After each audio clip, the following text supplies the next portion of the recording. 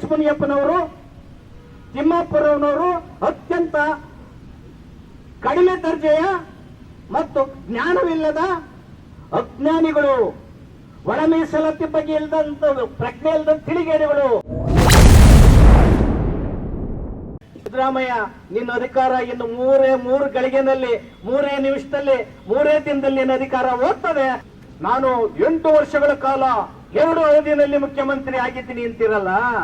ಕಾಂತರಾಜ್ ವರದಿನೇ ಜಾರಿ ಮಾಡಿಲ್ಲ ಸಿದ್ದರಾಮಯ್ಯನವ್ರು. ನೀನ್ ಯಾವ್ದ್ರಿ? ನೀನ್ ಬತ್ತಿ ನಾನು ಇನ್ನ ಮುಖ್ಯಮಂತ್ರಿ ಆಗ್ತೀನಿ ಅದು ಯಾವ ಪುರುಷಾರ್ಥಕ್ಕೋಸ್ಕರ? ಯಾವುದೇ ಕಾರ್ಯಕ್ರಮಗಳು, ದಾಖಲಾರ್ಹ ಕಾರ್ಯಕ್ರಮಗಳು ನೀನ್ ಮಾಡ್ಲೇ ಇಲ್ಲ.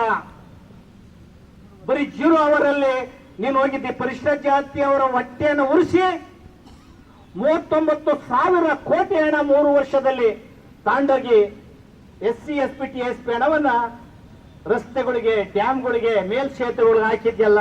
ನಿಮ್ ಮನೆ ಹಾಳಾಗುತ್ತದೆ ಅನ್ನೋ ಮಾತನ್ನ ಈ ಸಂದರ್ಭದಲ್ಲಿ ಹೇಳಕ್ಕೆ ಇಚ್ಛೆ ಪಡ್ತೀನಿ. ನಾನು ಯಾರಿಗೂ ಹೇಳಕ್ಕಲ್ಲ. ಸಿದ್ದರಾಮಯ್ಯನವರು 2 ಅವಧಿಗಳಲ್ಲಿ 1 ಸೈನ್ ಕೂಡ ಹಾಕ್ಸಿಲ್ಲ. ಇದು ಚಾಲೆಂಜ್.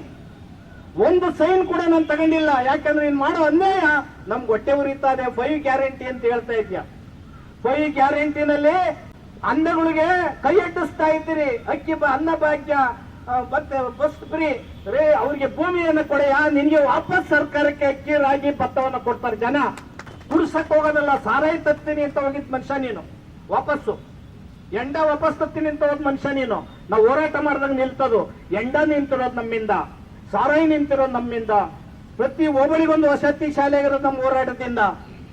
ಇಂಗ್ಲಿಷು ಮಾಧ್ಯಮಗಳು ಪ್ರಾರಂಭ ಮಾಡಿ ಅಂತ ಹೋರಾಟ ಮಾಡಿದವರು ನಾವು. ಬಾಬಾ ಸಾಹೇಬ್ ಅಂಬೇಡ್ಕರ್ ಅವರು 1956ರಲ್ಲಿ RPI ಸ್ಥಾಪನೆ ಮಾಡಿದಂತ ಸಂದರ್ಭದಲ್ಲಿ ಅವ್ರ ಪ್ರಣಾಳಿಕೆಯಲ್ಲಿ ಒಳ ಮೀಸಲಾತಿ ವರ್ಗೀಕರಣ ಮಾಡೋದಕ್ಕೆ ಪ್ರಣಾಳಿಕೆಯಲ್ಲಿ ಬರೆದಿದ್ದಾರೆ. ದುರ್ಬಲಗಳು, ಆರ್ಥಿಕವಾಗಿ ಹಿಂದುಳಿದವರು, ಸಾಮಾಜಿಕವಾಗಿ ಹಿಂದುಳಿದವರು, ಶೈಕ್ಷಣಿಕವಾಗಿ ಹಿಂದುಳಿದವರಿಗೆ ಸಾಮಾಜಿಕ ನ್ಯಾಯವನ್ನ ಕೊಡೋದಕ್ಕೆ ಪ್ರಾತಿನಿಧ್ಯವನ್ನ ಶೈಕ್ಷಣಿಕವಾಗಿ, ರಾಜಕೀಯವಾಗಿ ಮತ್ತು ಔದ್ಯೋಗಿಕವಾಗಿ ನಾನು ಪ್ರಾತಿನಿಧ್ಯನ ಕೊಡ್ತೀನಿ ಅಂತ ಹೇಳಿ ಅವರು ಪ್ರಣಾಳಿಕೆಯಲ್ಲಿ ಬಾಬಾ ಸಾಹೇಬ್ ಅಂಬೇಡ್ಕರ್ ಬರೆದಿದ್ದಾರೆ. ನೀವು ಅಂಬೇಡ್ಕರ್ ವಿರೋಧಿಗಳು, ಅಂಬೇಡ್ಕರ್ ಪರವಾಗಿರುವಂತ, ಅಂಬೇಡ್ಕರ್ ಐಡಿಯಾಲಜಿ ಇರೋರು ಅಲ್ಲ. ಮೊದಲೇ ತಲೆಮಾರಿನ ಪ್ರಪ್ರಥಮ ನಾಯಕರು ದಲಿತ ಚಳವಳಿಯನ್ನು ನಡೆಸಿದಂತವ್ರಿಗೆ ಬಾಬಾ ಸಾಹೇಬರ ಐಡಿಯಾಲಜಿ ಗೊತ್ತಿಲ್ಲ. ಬಾಬಾ ಸಾಹೇಬ್ ಅಂಬೇಡ್ಕರ್ ಅವರ ತತ್ವ ಸಿದ್ಧಾಂತಗಳು ಗೊತ್ತಿಲ್ಲ. ಆ ಕಾರಣದಿಂದ ನೀವು ಜೀವನವನ್ನ ಮಾಡ್ಕೊಳಕ್ಕೋಸ್ಕರ,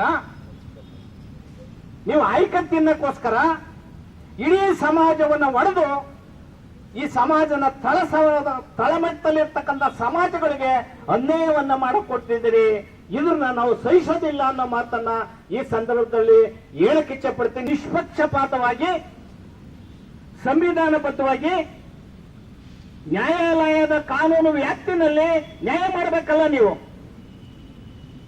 ಮೇಲ್ಜಾತಿಯಲ್ಲಿರ್ತಕ್ಕಂಥ ಕ್ಯಾಬಿನೆಟ್ ಸಚಿವರುಗಳು, MLAಗಳು, MP ಗಳು ಮನೆ ಮುಂದೆ ಎಷ್ಟು ತಮಟೆ ಹೊಡೆಯೋದು? 35 ವರ್ಷ ಹೋರಾಟ ಮಾಡಿದೆ. ಮಾದಿಗ ಮತ್ತು ಮಾದಿಗ ಸಂಬಂಧಿತ ಒಳ ಮೀಸಲಾತಿ, ದಂಡೋರ, ಇತರೆ ಸಂಘಟನೆಗಳು 35ಕ್ಕೂ ಹೆಚ್ಚು ವರ್ಷ ಹೋರಾಟ ಮಾಡಿದ್ದಾರೆ. ಬಿ ಕೃಷ್ಣಪ್ಪ ಸಮಾಧಿಯಿಂದ ಜಾಥಾ ಬೆಂಗಳೂರಿಗೆ,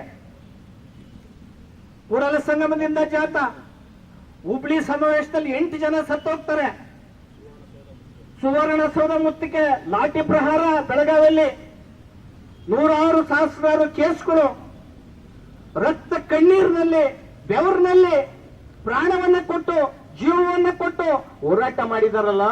ದೇಶದ ಯಾವುದೇ ಚರಿತ್ರೆಯನ್ನ ತೆಗೆದು ನೋಡಿದ್ರೆ ನೀವು 35 ವರ್ಷ ದೀರ್ಘ ಹೋರಾಟ ಮಾಡಿರುವಂತಹ ಇತಿಹಾಸ ಎಲ್ಲೂ ಇಲ್ಲ. ಅದು ಸತ್ಯ ಇದೆ.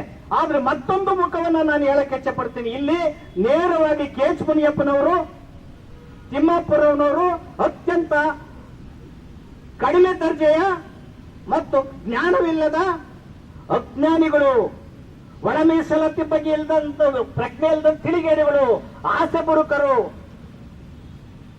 ನಿಮ್ಗೆ ಜ್ಞಾನಮಾನ ಇದ್ರೆ ಒಳ ಮೀಸಲಾತಿಯನ್ನ ಸರಿಯಾದ ರೀತಿಯಲ್ಲಿ ವರ್ಗೀಕರಣ ಮಾಡೋದಕ್ಕೆ ನೀವು ಸರ್ಕಾರದಕ್ಕೆ ವಿಚಾರವನ್ನ ಸಂಘಟನೆಗಳ ಮೂಲಕ ತಲುಪಿಸೋದಕ್ಕೆ, ಸೇತುವೆಯನ್ನು ಕಟ್ಟೋದಕ್ಕೆ ನೀವು ವಿಫಲರಾಗಿದ್ದೀರಿ. ಮತ್ತೊಂದು ಸಮಾಜಗಳನ್ನ ನಾವು ದೂಷಣೆ ಮಾಡಕ್ ನಾನು ಹೋಗೋದಿಲ್ಲ. ನಿಮ್ಗೆ ತಾಕತ್ತಿದೆಯಲ್ವಾ, ನೀವು ಮಾಡಬೇಕಾಗಿತ್ತು.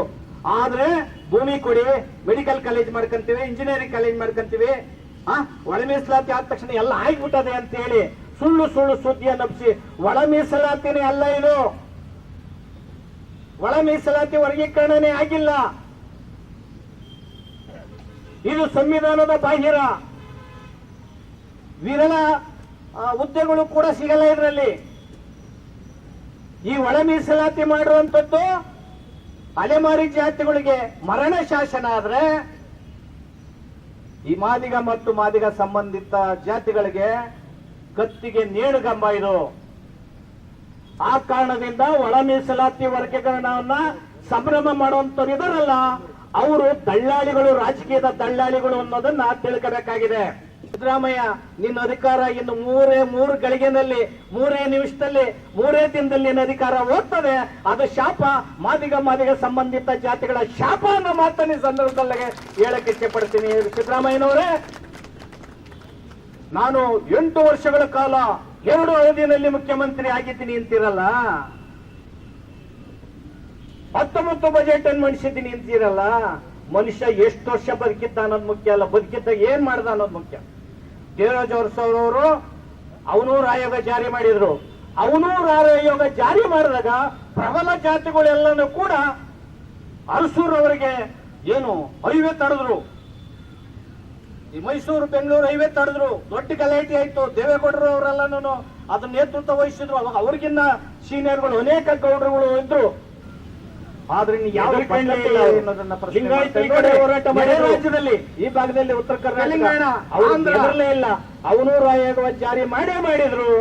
ತಮಿಳುನಾಡು ವರ್ಗೀಕರಣ ಮಾಡಿದ್ರು. 13ರಿಂದ 18 ಕೂಡ ಸದಾಶಿವ ಆಯೋಗ ಕೂಡ ತೆಗೆದು ನೋಡ್ಲೇ ಇಲ್ಲ ಸಿದ್ದರಾಮಯ್ಯ. ಅಗಸ್ರಿದ್ರು, ಅಜಾಮ್ರಿದ್ರು, ಅವರೆಲ್ಲ ಆದೇಶವನ್ನು ಮಾಡೋದಕ್ಕೋಸ್ಕರ ಒಳಮೀಸಲಾತಿಯನ್ನು ಅಳವಡಿಸಿದ್ದಾರೆ. ಬರೀ 0 ಅವರಲ್ಲಿ ನೋಡಿ ಆದೇಶ 39,000 ಕೋಟಿ ಹಣ 3 ವರ್ಷದಲ್ಲಿ ಹಣ ತಾಂಡಗಿ ಮತ್ತೆ SC SP TSP ಆದೇಶ ಮಾತನಾಡಿದ ಸಂದರ್ಭದಲ್ಲಿ ಟೈಪು ಸಿದ್ದರಾಮಯ್ಯನವರು 2 ಅವಧಿಗಳಲ್ಲಿ 1 ಸೈನ್ ಕೂಡ ಹಾಕಿಸಿಲ್ಲ. ಒಂದು ಸೈನ್ ಯಾಕಂದ್ರೆ 5 ಗ್ಯಾರಂಟಿ ಅಂತ ಹೇಳಿ 5 ಗ್ಯಾರಂಟಿಯಲ್ಲಿ ಇದಾವೆ ಅಂಗಗಳಿಗೆ ಯಾವ ಇಲಾಖೆಯಲ್ಲಿ ಅಲ್ಲೆಲ್ಲನೂ ಕೂಡ ಒಳ ಮೀಸಲಾತಿ ವಾಪಸ್ ಸರ್ಕಾರಕ್ಕೆ ಪತ್ರ ಜನ ಆಡ್ತಾ ಇದ್ದೇವೆ. ಸಬಲೀಕರಣ ಮಾಡ್ರಿ, ಕುಡ್ಸಕ್ ಹೋಗೋದಲ್ಲ. ಸಾರಾಯಿ ತತ್ತೀನಿ ಅಂತ ಹೋಗಿದ್ ಮನುಷ್ಯ ನೀನು, ವಾಪಸ್ಸು ಎಂಡ ವಾಪಸ್ ತತ್ತೀನಿ ಅಂತ ಹೋದ್ ಮನುಷ್ಯ ನೀನು. ನಾವು ಹೋರಾಟ ಮಾಡಿದಾಗ ನಿಲ್ತದು. ಎಂಡ ನಿಂತಿರೋದು ನಮ್ಮಿಂದ, ಸಾರಾಯಿ ನಿಂತಿರೋದು ನಮ್ಮಿಂದ. ಪ್ರತಿ ಒಬ್ಬರಿಗೊಂದು ವಸತಿ ಶಾಲೆ ಆಗಿರೋದು ನಮ್ಮ ಹೋರಾಟದಿಂದ. ಇಂಗ್ಲಿಷು ಮಾಧ್ಯಮಗಳು ಪ್ರಾರಂಭ ಮಾಡಿ ಅಂತ ಹೋರಾಟ ಮಾಡಿದವರು ನಾವು. ಆದ್ರೆ ಇನ್ನು ಯಾವ ಬದ್ಧತೆ ಇದೆ ಅನ್ನೋದನ್ನ ಪ್ರಶ್ನೆ ಮಾಡ್ತೇವೆ. ನೋಡ್ರಿ, ನೆರೆ ರಾಜ್ಯದಲ್ಲಿ ತೆಲಂಗಾಣ, ಆಂಧ್ರ, ತಮಿಳುನಾಡು ನೀಟಾಗಿ ಅವ್ರು ಬಂದ ತಕ್ಷಣನೇ ಸುಪ್ರೀಂ ಕೋರ್ಟ್ ಆದೇಶ ಬಂದ ತಕ್ಷಣ ಒಳ ಮೀಸಲಾತಿನ ವರ್ಗೀಕರಣ ಮಾಡಿದ್ರು. ಸಿದ್ದರಾಮಯ್ಯನವರು 2 ವರ್ಷ ಇಟ್ಕೊಂಡು ಕೂತ್ಕೊಂಡ್ರು. 13ರಿಂದ 18 CM ಆಗಿದ್ರು ಕೂಡ ಸದಾಶಿವ ಆಯೋಗ ವರದಿ ಇದ್ರೂ ಕೂಡ ತೆಗೆದು ನೋಡ್ಲೇ ಇಲ್ಲ ಸಿದ್ದರಾಮಯ್ಯನವರು. ತೆಲಂಗಾಣ, ಆಂಧ್ರದಲ್ಲಿ ಭೀಮಶಂಕರ್ ಅವರು ಆದೇಶವನ್ನು ಮಾಡಿದ್ರು. ನಿಮಗೆ ಗೊತ್ತು, SC SP TSP ನ ಒಳ ಮೀಸಲಾತಿಯನ್ನು ಒಳ ಮೀಸಲಾತಿಯನ್ನು ಅಳವಡಿಸಿದ್ದಾರೆ. ಫಲಾನುಭವಿಗಳನ್ನ ಒಳ ಮೀಸಲಾತಿ ಅಂತ ಆಯ್ಕೆ ಮಾಡ್ತಾ ಇದ್ದಾರೆ. ನೋಡಿ ಆದೇಶ ಎಲ್ಲಿದೆ. ತೆಲಂಗಾಣ ಮತ್ತೆ ಆಂಧ್ರ ಪ್ರದೇಶದಲ್ಲಿ SC SP TSP ಆದೇಶ ಅಲ್ಲಿ ಮಾಡೋದಿಲ್ಲಿದೆ. ಸಿದ್ದರಾಮಯ್ಯನವರು ಏನಪ್ಪ ಮಾಡಿದ್ದಾರೆ, ನಮ್ಮ ಕರಪತ್ರ ಓದಿ ಸುಮಾರು ಒಂದು 15 ಟೈಪು ಎಷ್ಟೆಷ್ಟು ಉದ್ಯೋಗಗಳಲ್ಲಿ ಒಳ ಮೀಸಲಾತಿ ಇಲ್ಲ ಅಂತ ಡಿಟೈಲ್ ಆಗಿದೆ ಕರಪತ್ರದಲ್ಲಿ. ಅದನ್ನ ಹಾಕಿದ್ದೇವೆ ನಾವು. ಅಂದ್ರೆ ಒಳ ಮೀಸಲಾತಿ ಸಂಪೂರ್ಣ ಒಳ ಮೀಸಲಾತಿ ಆಗಬೇಕು. ಎಲ್ಲೆಲ್ಲಿ ಉದ್ಯೋಗಗಳು ಇದಾವೋ, ಯಾವ ವೃಂದದಲ್ಲಿ ಇದೆಯೋ, ಯಾವ ಇಲಾಖೆಯಲ್ಲಿ ಇದೆಯೋ ಅಲ್ಲೆಲ್ಲನೂ ಕೂಡ ಒಳ ಮೀಸಲಾತಿ ವರ್ಗೀಕರಣ ಆಗಬೇಕು ಅಂತ ಈ ಮೂಲಕ ಆಗ್ರಹವನ್ನ ನಾವು ಈ ಮೂಲಕ ಮಾಡ್ತಾ ಇದ್ದೇವೆ.